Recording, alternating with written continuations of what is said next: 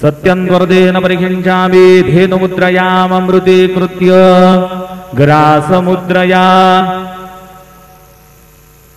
ॐ प्राणाय स्वाहा ॐ अपानाय स्वाहा ॐ व्यानाय स्वाहा ॐ उदानाय स्वाहा ॐ समानाय स्वाहा ॐ ब्रह्मणे नमः। नैवेद्यमध्ये पानीयं समर्पयामि पुनर्नैवेद्यं निवेदयामि।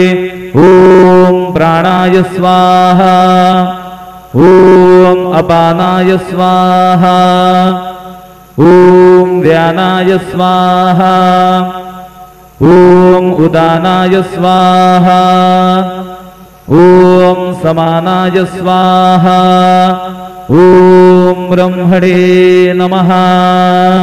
नैवेद्यं समर्पयामि हस्तप्रक्षालनं समर्पयामि मुखप्रक्षालनं समर्पयामि। शेषोपचारार्थे प्रार्थनापूर्वक नमस्कारं करोमि।